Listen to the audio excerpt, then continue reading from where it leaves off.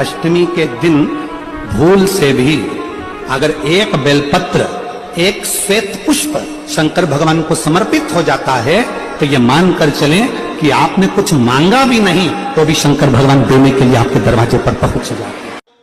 अष्टमी तिथि आए तो अशोक सुंदरी वाली जो जगह है वहां पर हल्दी की 7 बिंदियां लगा दो, लड़का लड़की का हाथ उस बिंदी पर रखवा दो, उसका नाम गोत्र बोलो, उसी हल्दी में उसके हाथ पीले करवा दो और पीपल के पेड़ पर उस हाथ के 5 छापे पड़वा दो। 3 महीने में विवाह पक्का हो जाता है महाराज। उसका इतना, अशोक सुंदरी के उस हल्दी का इतना प्रमाण, 3 माह के अंतर्गत विवाह नक्की हो गया। इतना इतना प्रमाण है महाराज। भगवान शिव की आराधना का कोई साधारण, कितना सुंदर कहा है। शिव महापुराण की कथा वर्णन करती है, यदि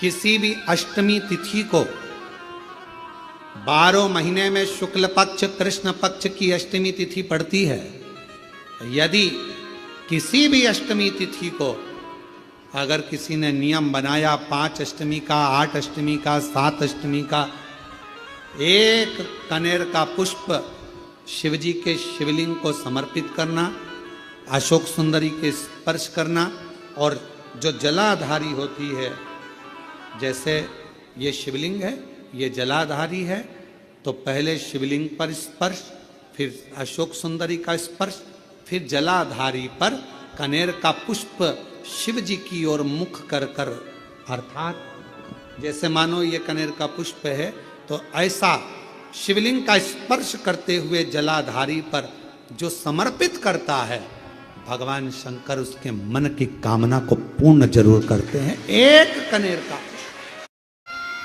कनेर का पुष्प मां श्रृंगार कर रही है, कनेर के पुष्प से माता सती श्रृंगार कर रही है। पहले जटा का श्रृंगार किया, बड़ा। अष्टमी के दिन 5 वृक्ष की पत्ती को, कितने वृक्ष? बस 5 वृक्ष की पत्ती और एक श्वेत पुष्प, सफेद कलर का पुष्प अशोक सुंदरी वाली जगह पर लगाकर देवाधिदेव महादेव जो चढ़ा देता है, बस निर्मलेश्वर महादेव का नाम लेकर जब चढ़ाया तो कार्य सफलता की ओर अग्रणी हो। बेलपत्री को जब भी चढ़ाया जाता है तो पीछे की डंडी पकड़कर नहीं चढ़ाया जाता। बेलपत्री को चढ़ाने के लिए मध्य भाग को, जैसे यह बेलपत्र होता है तो इसका मध्य की जो डंडी होती है, मध्य भाग होता है बेलपत्री का, तब मध्य भाग को पकड़कर हम भगवान शंकर को बेलपत्र समर्पित करते हैं। कोई भी बेलपत्र ऐसे नहीं चढ़ाता कि जब भी पकड़ेंगे तो मध्य भाग को पकड़कर बेलपत्र समर्पित करेंगे।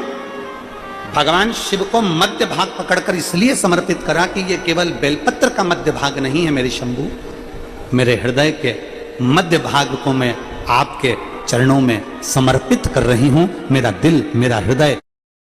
मंदिर में अगर कोई दिया रखा हुआ है और आप घर से इतनी बड़ी डब्बी ले गए, उसमें घी थी, बत्ती थी, माचिस थी, माचिस, बत्ती और घी डब्बी में तुम लेकर चली गई, दिया लेकर नहीं गई, तुमने दूसरे के रखे हुए दिए में अपनी बत्ती लगाकर आ गई हो, तो तुम हजारों बार बत्ती लगाना, जिसका दिया था उसी के खाते में वो दीप दान जाएगा। तुम्हारे खाते इतनी माताएं जिनको 8 साल, 7 साल, 12 साल, 14 साल, 24 साल, 25 साल, 30 साल, 50 साल के बाद बच्चे हुए हैं, शिव की कृपा से हुए हैं।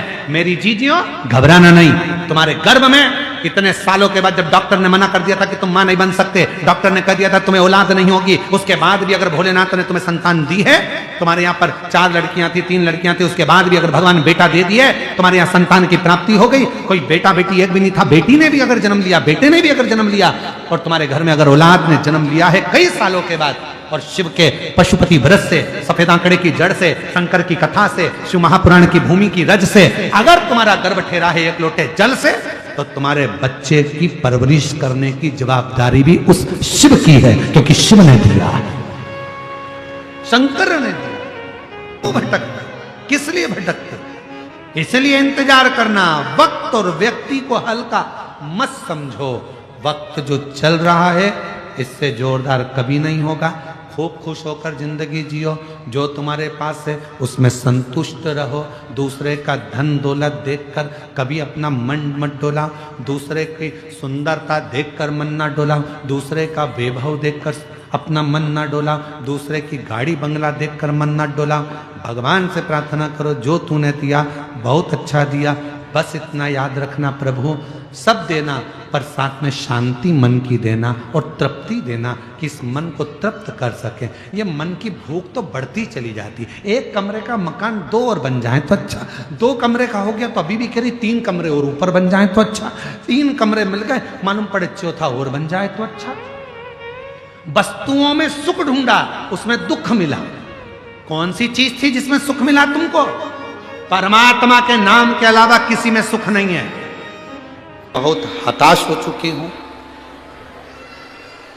बीमारी समाप्त नहीं हो रही, या मेरा दुख या मेरी तकलीफें समाप्त नहीं हो रही है, कष्ट मेरे मिट्टी नहीं रहे,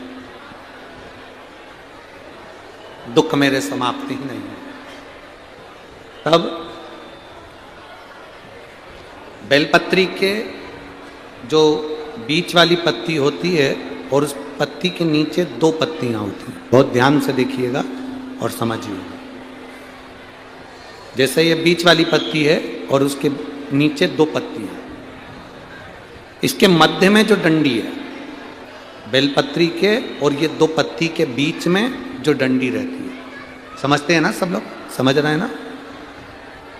बेलपत्री की बड़ी पत्ती पहले नंबर की पत्ती और उसके नीचे की 2 पत्तियां, उसके बीच की जो डंडी होती है, इस डंडी में चंदन का लेपन कर कर ये बीच की जो भाग है डंडी है उसमें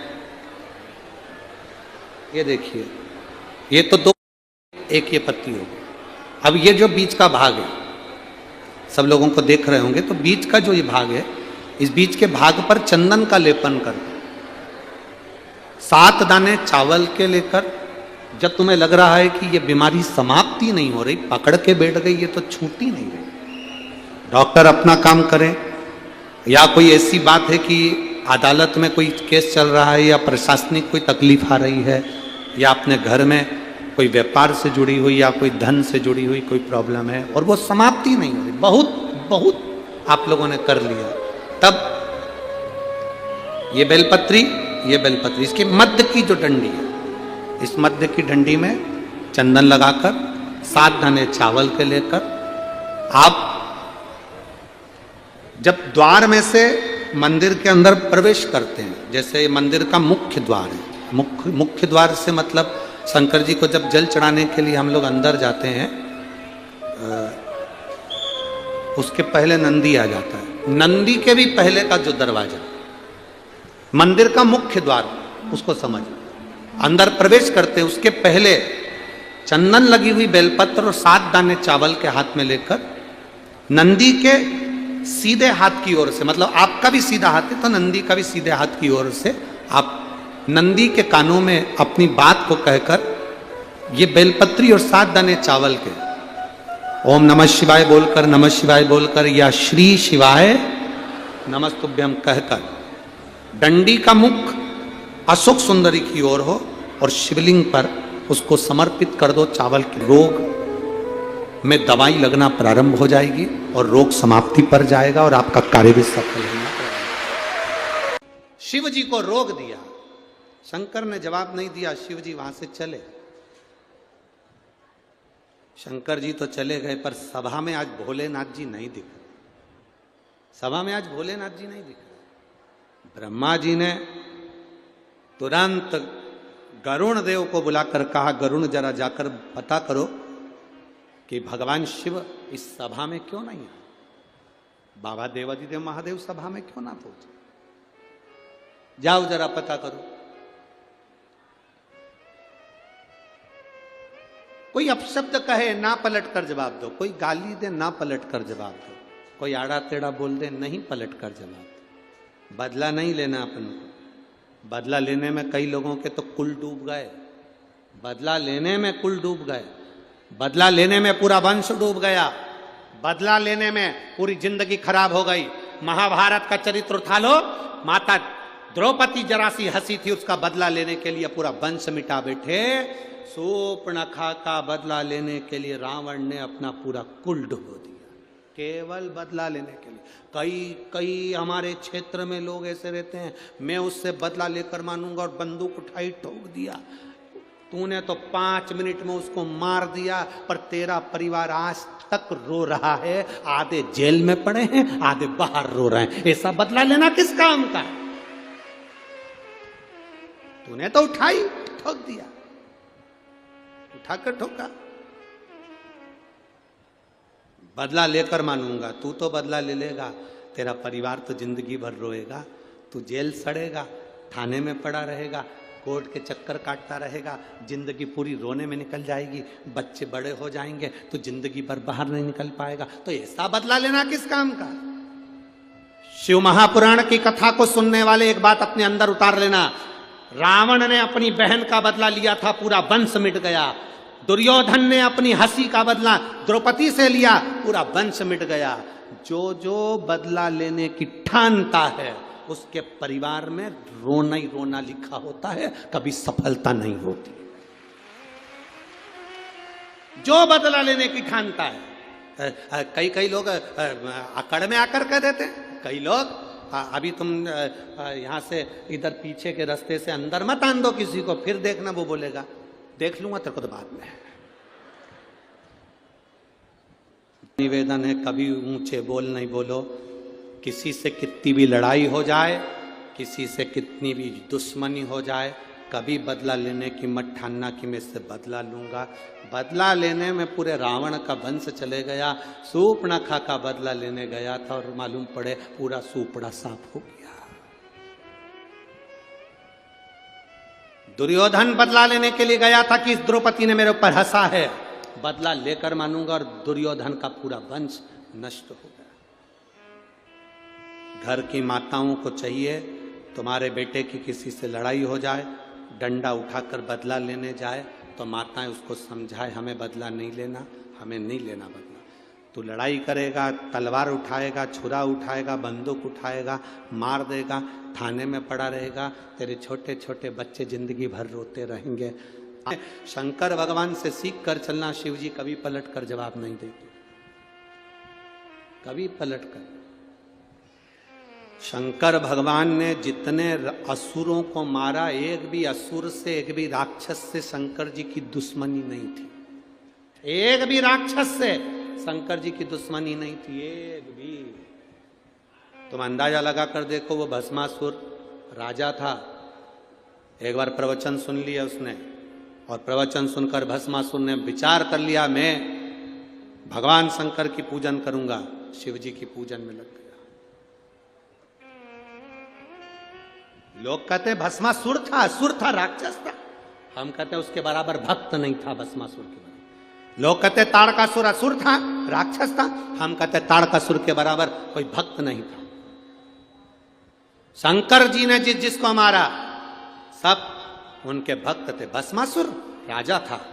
पत्नी ने पूछा क्या कर रहे हो? शिव जी की आराधना। शंकर का शिवलिंग बनाता, पूजन करता। शंकर भगवान उसकी तपस्या से प्रसन्न हो गए। मांग तुझे क्या चाहिए?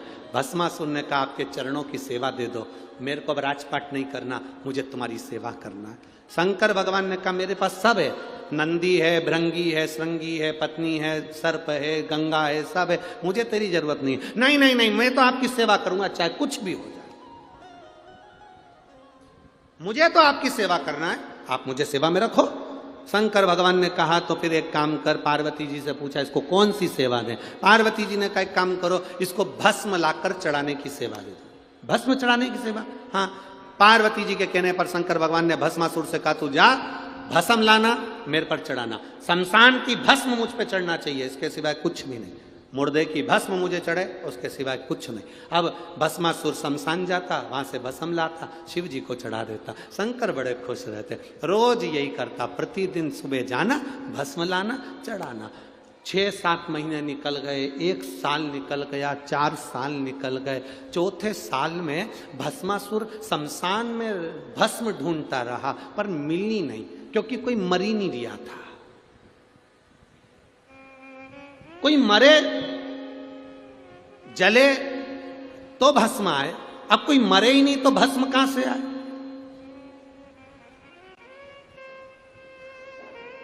भस्मासुर को बड़ा गुस्सा आया, भोलेनाथ जी ने मुझे सेवा दी और मुझे भस्म नहीं मिल रही है, मैं करूं क्या। भस्मासुर की जो पत्नी थी बड़ी चतुर थी, उसने कहा देखो कब तक दूसरे की फैक्ट्री का माल लाओगे, अपनी खुद की फैक्ट्री चालू करो। भस्मासुर ने पूछा अपनी फैक्ट्री कैसे। पत्नी ने कहा शंकर जी की तपस्या करो, वर मांगो, जिस पर तुम हाथ रखो वो भस्म हो जाए, उसी की भस्म शंकर जी को चढ़ा देना, अपनी कंपनी का माल चलता रहेगा। रोज कहीं ढूंढने जाना नहीं पड़ेगा, किसी के ऊपर हाथ रख देना, भस्म हुआ, उठाया और चढ़ा दिया। कहां तक दूसरे की फैक्ट्री का माल लाओगे, अपनी खुद की फैक्ट्री चालू करो। सुन लिया भस्मासुर ने, लग गया तपस्या में। भस्मासुर ने तपस्या करी, शिव जी सामने आ गए, मांग तुझे क्या चाहिए, आशीर्वाद दो, जिस पे हाथ रखूं वो भस्म हो जाए। शंकर भगवान भी अड़भंगे थे, उन्होंने कह दिया तथास्तु। खुश होकर भस्मासुर घर गया। खुश होकर जैसे ही भस्मासुर घर गया, पत्नी को देखकर आनंदित हो गया, मैं तुझे गले लगाना चाहता हूं। क्यों? तेरे कहने पर मैंने शंकर जी से वर मांग लिया, आज अपनी फैक्ट्री चालू हो गई, मैं तुझे गले लगाना चाहता हूं। पत्नी भाग गई पीछे। पत्नी को लगा फैक्ट्री की कंपनी का माल सबसे पहले मेरे ऊपर यूज कर रहे हो। पत्नी भागी। पति ने कहा कहां जा रही है, पत्नी के मैं अभी आ रही हूं। पति भाग, पत्नी भागती गई, भागती गई, भागती गई। पत्नी ने सोचा कब तक भागूंगी, कुछ अच्छा कर देती हूं। इतने में पत्नी ने अपने पति से कहा सुनो जी, वो भोलेनाथ हैं, शंकर जी हैं, अड़भंगे हैं, शंभू हैं, इतने सीधे हैं, जो मांगता है उसको दे देते हैं। कभी कभी उनका दिया आशीर्वाद भी लगता ही नहीं है, इसलिए प्रैक्टिकल करके देखो क्या उनने सही में आशीर्वाद दिया है। तो इतने में पति ने बोला तू मेरे पास में आ, मैं तेरे सिर पे हाथ रख के देखता। पत्नी बोले मेरे पे नहीं, जिसने दिया उससे पूछो। अब पत्नी गई, शंकर भगवान के पास में भस्मासुर गया, भोलेनाथ जी को याद किया, शंभो हर हर। शंकर भगवान आए, मांगो क्या चाहिए। उसने कहा बस तुम्हारे ऊपर हाथ रख के देखना है कि तुम भस्म होते हो कि नहीं होते। शंकर भगवान बोले बता, हमने कंपनी खोली और ये हम पे ही प्रैक्टिकल कर रहा है। शिव जी तो छोड़कर भागे। जो भोलेनाथ भागे, पीछे पीछे भस्मासुर, आगे आगे भोलेनाथ। नारायण भगवान के पास पहुंच गए। नारायण भगवान की धर्म पत्नी लक्ष्मी जी मिली। प्रभु क्या बात है, कहां भाग रहे हो। लक्ष्मी जी ने कहा कि क्या हुआ। शंकर भगवान बोले पीछे भस्मासुर आ रहा है, जिस पे हाथ रखता है वो भस्म हो जाता है। लक्ष्मी जी भी भग गई। भागते भागते महादेव पहुंच गए सीधे नारायण के पास में। नारायण ने पूछा क्या हो गया। भस्मासुर आ रहा है, जिस पे हाथ रखेगा वो भस्म, जिस पे हाथ रखे वो भस्म। अच्छा ठीक है, जिस पर हाथ रखेगा वो भस्म हो जाए। अब नारायण ने कहा चिंता मत करो, चिंता ना करो, चिंता ना करा जाए। भगवान विष्णु ने सुंदर स्त्री का रूप लिया, भस्मासुर के सामने जाकर खड़े हो गए। शादी के मन की बात आ गई भस्मासुर के। भगवान विष्णु ने कहा मैं जैसा नाचूं वैसा नाचोगे तो मैं तुमसे शादी करूं। नारायण ने हाथ करा ऊपर, भस्मासुर ने हाथ करा ऊपर। नारायण ने दोनों हाथ करे ऊपर, भस्मासुर ने दोनों हाथ करे ऊपर। नारायण ने अपने दोनों हाथ रखे सिर पर, भस्मासुर ने जो रखे सिर पर। हो गया। और महाराज अगर किसी व्यक्ति का एक्सीडेंट हो गया है और बिल्कुल डॉक्टर ने कह दिया कि इसका बचना मुश्किल है, तब प्रयास करो बन सके। रात्रि के समय हो चाहे दिन का समय हो, कभी भी शिव जी के मंदिर में जाकर एक हाथ में दूध लेकर, एक हाथ में जल लेकर, मां प्रत्यंगिरा का नाम लेकर, मां दंतेश्वरी का नाम लेकर उस दूध और जल की धार को एक साथ शिव पर चढ़ाना प्रारंभ करो और प्रारंभ करो और उसका नाम बोलकर कि बाबा उसको संभाल लेना मेरे भोलेनाथ। बहुत डॉक्टर मना कर रहा है पर तू कृपा करेगा तो वो अच्छा हो जाएगा। तेरी करुणा हो तो वो ठीक हो जाए। ठीक है, जिस स्त्री के रजो धर्म में, रजो धर्म के समय पर कोई नारी कहती है पेट दर्द होता है, कोई कहती है रजो धर्म नहीं आता, कोई कहती है रजो धर्म रुक जाता, वो नारियां जो बहुत उदर से जुड़ी हुई कहीं ना कहीं तकलीफों में होती हैं, अगर मां प्रतिंगिरा का स्मरण कर कर एक चावल का दाना, भगवान देव अधिदेव महादेव जिस जलाधारी पर, वो जो गोल जलाधारी है, जिस जलाधारी पर शंकर का शिवलिंग रखा हुआ है, उस जलाधारी पर कहीं पर भी एक चावल का दाना या तो मां दंतेश्वरी का नाम लेकर या प्रतिंगिरा माता का नाम लेकर अगर चढ़ा देती है तो उस नारी के रजो धर्म से जुड़ी जितनी प्रॉब्लम है वो सब समाप्त हो जाती है। यहां तक प्रतिंगिरा माता का